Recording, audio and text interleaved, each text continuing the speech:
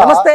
మొత్తానికి ప్రజాపాలన పేరిట అధికారంలోకి వచ్చినటువంటి కాంగ్రెస్ పార్టీ నిరుద్యోగుల పాలిట మరొకసారి యమపాశమై కూర్చుందని చెప్పేసి నిన్న అసెంబ్లీ సాక్షిగా నిరూపితమైంది. ఏదైతే జాబ్ క్యాలెండర్ పేరిట వేసినటువంటి వాళ్ళు నిన్న అసెంబ్లీలో రిలీజ్ చేసినటువంటి దాంట్లో ఎన్ని ఉద్యోగాలు ఇస్తామని చెప్పకుండా, లేకపోతే గత ప్రభుత్వం ఇచ్చినటువంటి 40,000 ఉద్యోగాలు వాళ్ళ ఖాతాలో వేసుకున్నటువంటి సందర్భాన్ని మనం చూస్తాం. దీని మీద మొత్తానికి నిన్న నుంచి కూడా బీఆర్ఎస్ పార్టీ అలాగే బీఆర్ఎస్ ప్రజాప్రతినిధులందరూ కూడా తీవ్ర స్థాయిలో నిరసనలు వ్యక్తం చేస్తూ ఉన్నారు. ప్రస్తుతం మనం ఉప్పల్ ప్రాంతంలో ఉన్నాం. ఇక్కడ బీఆర్ఎస్ యూత్ నాయకుల ఆధ్వర్యంలో కూడా ఇంతసేపు ప్రభుత్వానికి నిరసనగా వాళ్ళు ధర్నా చేపట్టడం జరిగింది. దాంతో వాళ్ళని పోలీసులు అరెస్ట్ చేసుకొని వచ్చేసి ఈరోజు ఉప్పల్ పిఎస్ పరిధిలో పెట్టారు. వాళ్ళని అడిగి తెలుసుకుందాం అసలు ఏం జరుగుతుంది తెలంగాణ రాష్ట్రంలో నిరుద్యోగుల కోసం, మళ్ళీ ఎందుకు బీఆర్ఎస్ పార్టీ పోరుబాట పట్టాల్సి వచ్చింది దాని మీద వాళ్ళ స్పందన ఎంతో తెలుసుకునే ప్రయత్నం చేద్దాం.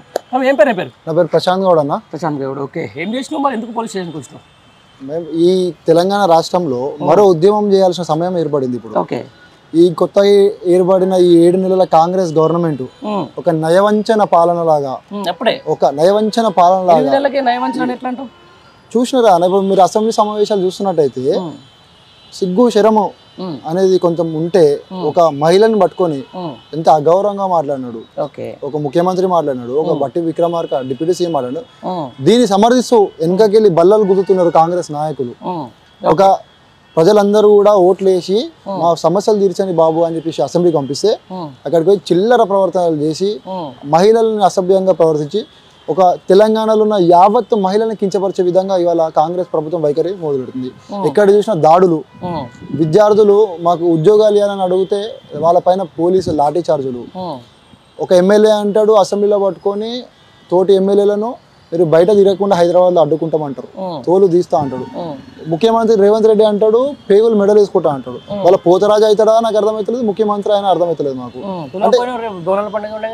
ఇప్పుడు అదే అనుకున్నాం మేము, ఇన్విటేషన్ ఒకటి కొట్టించి పోస్టర్లు కూడా పెడతాం మేము. పోతరాజు మాకు కావాలని అని పెడతాం రేవంత్ రెడ్డి ముఖం వేసి. ఓకే, అదే చూస్తున్నాం. మరి మొత్తానికి జాబ్ క్యాలెండర్ సంబంధించి ఈరోజు మళ్ళీ ఒకసారి మోసం జరుగుతూనే ఉంది. దానికి సంబంధించిన నిన్న బీఆర్ఎస్ ప్రజాప్రతినిధులు కూడా అక్కడ ధర్నా చేయడం జరిగింది. బట్ ఎక్కడ చేసినా కూడా వాళ్ళు ఏమో నిమ్మకు నీరెత్తడానికి ఈరోజు సీఎం అమెరికాకి చెక్కేసింది. ఎట్లా మరి మీ సమస్యలు పరిష్కారం అయితే అనుకున్నా? ఒకటి ముఖ్యంగా ఇదే రాహుల్ గాంధీ, కాంగ్రెస్ ఎవరైతే పెద్ద మనిషి ఉన్నాడో అదే రాహుల్ గాంధీ ఇదే సిటీ సెంట్రల్ లైబ్రరీకి వచ్చి బీఆర్ఎస్ ప్రభుత్వం మిమ్మల్ని మోసం చేస్తుంది, కాంగ్రెస్ ప్రభుత్వం రాగానే పలానా తారీఖు జాబ్ క్యాలెండర్ రిలీజ్ చేస్తాం, పలానా తారీఖు జాబ్లు వేస్తాం, ఎన్ని నోటిఫికేషన్లు ఎన్ని ఖాళీ ఉన్నాయో కూడా చూపించి మీ ముందర ఒక డిస్ప్లే పెడతాము, దాని ప్రకారం మేము వేస్తామని చెప్పేసి వీళ్ళు రాహుల్ గాంధీ చెప్పిండు. అదే రాహుల్ గాంధీ అదే కాంగ్రెస్ ప్రభుత్వం ఇవాళ ఏర్పడిన తర్వాత ఇవాళ ఏం జరుగుతుంది? జాబ్ క్యాలెండర్ ఏదో తూతు మంత్రంగా అసెంబ్లీ ఏదో రిలీజ్ చేయాలా, లేకపోతే నిరుద్యోగులు ఉద్యోగం చేస్తారని భయపడి ఉట్టే ఒక డిస్ప్లే ఒక పీడిఎఫ్ ఏదో తీసుకొని వచ్చి చూపిస్తున్నారు. ఇక జాబ్ క్యాలెండర్ దాంట్లో ఎప్పుడెప్పుడు జాబ్స్ రిలీజ్ చేస్తారని డేట్లు ఇచ్చిరే తప్ప ఎన్ని ఖాళీలు స్పష్టత లేదు. మళ్ళీ ఇవన్నీ ఎందుకు దాపెడుతున్నారు? ఇది కదా మాకు కావాల్సింది. ఎన్ని ఖాళీలు ఉన్నాయి, ఆ ఖాళీలు మీరు ఎప్పుడు భర్తీ చేస్తారు, అది కదా మాకు కావాల్సింది. కానీ వీళ్ళు ఏదో తూతూ మంతరంగా ఏదో చూపించి ఓ డిస్ప్లే అసెంబ్లీలో తప్పించుకుందామని ఒక ప్రయత్నం చేస్తారు. దీన్ని మేము పసిగట్టి ఇవాళ బీఆర్ఎస్ పార్టీ విద్యార్థి తరఫున, ఒక నిరుద్యోగ విద్యార్థి తరఫున తెలంగాణ రాష్ట్రంలో ఇవాళ యావత్ తెలంగాణలో రేవంత్ రెడ్డికి కాంగ్రెస్ ప్రభుత్వం వ్యతిరేకంగా నిరసన తెలుపుతున్నాం. ఎందుకు? మాకు జాబ్లు ఇవ్వండి, ఎన్ని ఖాళీ చూపించండి, జాబ్ క్యాలెండర్ మంచిగా విడుదల చేయండి అని చెప్పేసి వాళ్ళు నిరసన చేస్తాం. దీన్ని ఒక రేవంత్ రెడ్డి పోలీసులని ఒక పోలీస్ యూనిఫామ్ ఉన్న గూండాలాగా తయారు చేసి ఒక లాఠీలని ఒక రబ్బర్ బుల్లెట్లను పెట్టుకొని వాళ్ళ మమ్మల్ని అడ్డుకుంటున్నారు, విద్యార్థులను అడ్డుకుంటున్నారు. మీరు చూసే చిక్కడపల్లిలో కానీ, దిల్సుఖ్ నగర్లో కానీ, ఆర్టీసీ క్రాస్ రోడ్లో కానీ విద్యార్థుల పైన దాడులు జరుగుతున్నాయి.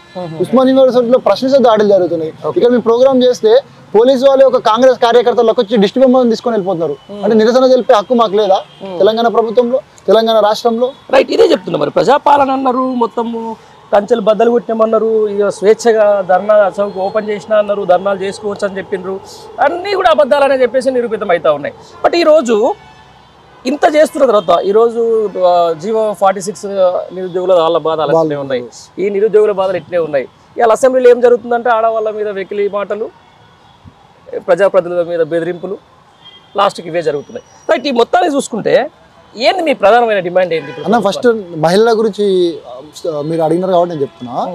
ఇవాళ మన భారతదేశంలో కానీ తెలుగు రాష్ట్రాలలో ముఖ్యంగా తెలంగాణలో ఒక అక్కని కానీ అమ్మని కానీ ఒక తల్లిలాగా మనం పూజించే సాంప్రదాయం మనది.